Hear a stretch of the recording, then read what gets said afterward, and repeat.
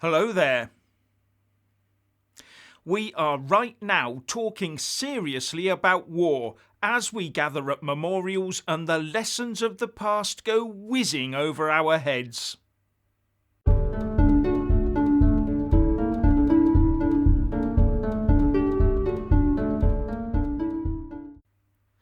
As per usual, please like, subscribe and comment below. And when subscribing, please do press that little bell, but also select the all option, or you won't get any notifications when I publish a new video. I cannot believe that we are right now witnessing the possible unleashing of the dogs of war. And not just in one isolated area, but two main theatres. We've already seen Chinese intent on Taiwan, where the Chinese claim Taiwan as their own and Taiwan declares its sovereign independence. But now we also see the storm clouds gathering once again over the Ukraine and the Crimea. And why have both Xi Jinping of China and Vladimir Putin of Russia both decided a bit of tree shaking is a good thing? Are they doing it because they think the West hasn't gone woke enough? Or that our green aims are not up to par? Or are they concerned that our Western modern youth haven't got enough pronouns to go around? Or is it actually because they see how the woke culture has weakened our societies and that certain green policies will damage our economies? And also that the pronoun war will probably finish off Western civilization prior to a shot being fired anyway? And what do the presidents of Russia and China see when they look at the West? Mainly a doddery old US president with a long failed memory, sleeping, dribbling, sniffing and farting his way around the planet. And the EU, that once looked, at least on the face of it, pretty united, now looks riven by differences in all sorts of areas, including on fundamental constitutional issues over who's in charge, Brussels or member state governments. And wasn't it handy to have one of the EU scratchy crowd, Poland, having a border with a Moscow ally, Belarus? What a great place to start the games.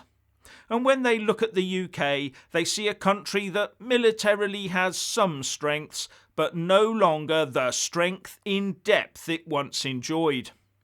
And this was all exposed in the Afghanistan withdrawal fiasco. What we've done is to allow the perception of perpetual peace to hollow out our armed and defence forces while we poured any savings down the drain on such things as international aid, dodgy contracts and lots of irrelevant free stuff. Which, as far as I can see, has mostly aided those that didn't need it, except to bolster some personal corrupt bank accounts. How Moscow and Beijing must chortle.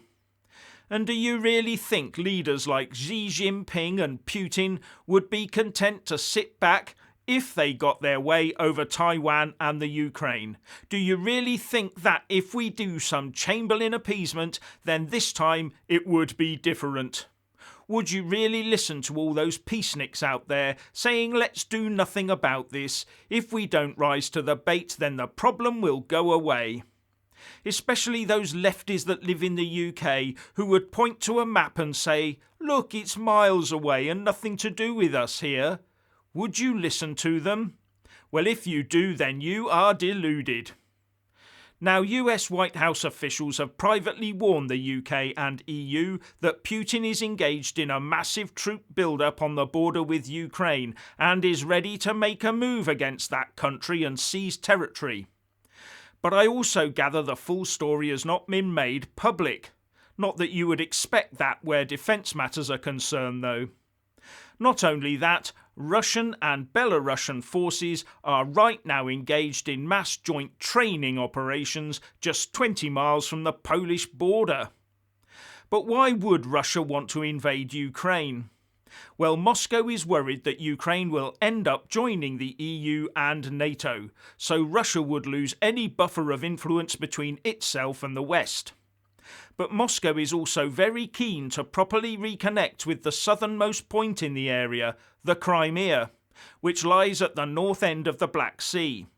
It's under Russian control, but the Ukraine sees it as part of their territory. And Putin very recently said that anyone crossing the red line of Russian security will regret it more than they've regretted anything in a long time.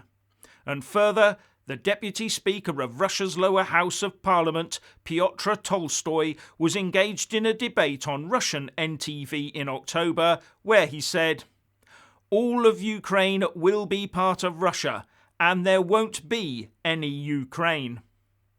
They haven't left much room for doubt there, have they? But the chair of the House of Commons Defence Select Committee, Tobias Ellwood, told the BBC's Nick Robinson that it's not just the Ukraine that Putin is eyeing up. When asked if Russia was about to invade the Ukraine to get to the Crimea, Ellwood answered, "Absolutely.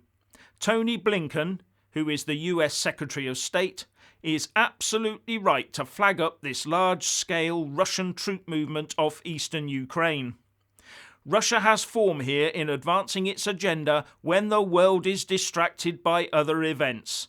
Global attention is on COP26 and European attention is on the Polish-Belarus border, which I don't think is a coincidence." And Ellwood went on to say, "For Blinken and Biden to make these statements is not just a message to Russia, but also a wake-up call to the West. Russia is feeling more confident, more assertive. After Afghanistan, the US has retreated. NATO is bruised and lacking in purpose. Will we defend Ukraine's sovereignty, or will we step back and allow the Russians to advance once again, as it did in Crimea and Georgia? I fear Ukraine is the testing mark over the next few weeks and months. If he succeeds in Ukraine, Putin will look to the other Balkan states such as Latvia, Lithuania and Estonia." Now that is a big, bold statement. Because while the Ukraine wants to be an EU member state and join NATO, Latvia, Lithuania and Estonia are all full members of the EU and full members of NATO. And if this really is Putin's plan, then he must feel that directly squaring off against both NATO and the EU is not that much of a risk to Russia. And then where would he be headed? And where China is concerned, although Taiwan has been governed independently of China since 1949, China has promised to unify Taiwan with China by force if necessary. So just when the West needs a credible NATO, we realise that most of its members have not been spending the requisite minimum of 2% of GDP on their defence forces that would maintain their military effectiveness. And even the 2% the UK spends seems to be mired in some dodgy accounting. As they say, si vis pacem parabellum, or, if you want peace, prepare for war. Or, walk softly, but carry a ruddy great big stick. But on top of that, you will also have to have the will to use the machines of war if attacked, and the will to wield that ruddy great big stick. Otherwise, all you are doing is tramping about the place in hobnailed boots, while carrying a toy plastic inflatable truncheon. And if you do not commit your tanks, ships and fighter jets, then the only other option for NATO is the nuclear buckets of sunshine option. And would NATO really use that as its first response? Maybe what China and Russia are banking on is the new Western response. Trade embargoes and tariffs, stuff that can be eased in the years to come, with the EU and US perpetually putting up proposals to the UN for other actions further down the line, i.e. surrender. So what's all this about Eamon Holmes joining the team over at GB News? Well, before I get onto that, I just want to say a massive thank you to all my Super Thanks, Patreon and PayPal supporters, as well as those that do buy a mug with my mug on it. Links in the descriptions box below. You really do help me keep this channel going. Well, who'd have thought it?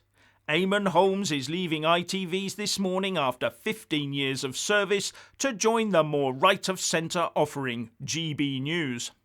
So going on the presenter lineup together with Nigel Farage, Dan Wootton and Simon McCoy.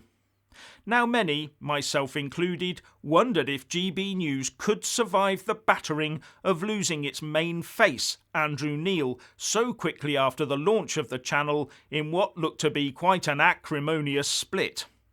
Especially given that Rupert Murdoch is launching his more right-of-centre channel, Talk TV, in the UK next year. But despite that, GB News is finding its own voice and its own way of doing things, and now looks to be here to stay. So this could really help settle the GB News boat, and I for one do welcome this news. Now Eamon Holmes did have to be pulled up by ITV quite recently over some comments he made regarding a certain medical procedure and the next generation of telephony equipment. Now, as I understand it, all he said was that people shouldn't dismiss ideas when they don't actually know if that idea is truly false, i.e. along the lines of, go with provable fact, not what you want the facts to be. But in today's controlled information environment, wrong think and wrong speak are always unwelcome, whatever the factual basis. So one does wonder if Eamon Holmes was feeling maybe a little stifled where he was. But I doubt we'll ever know, or at least not for a long while yet. Anyway, he's due to start broadcasting his own slot sometime in the new year. So what's your opinion on Putin, Xi Jinping and the Eamon Holmes move to GB News? Please like and comment below.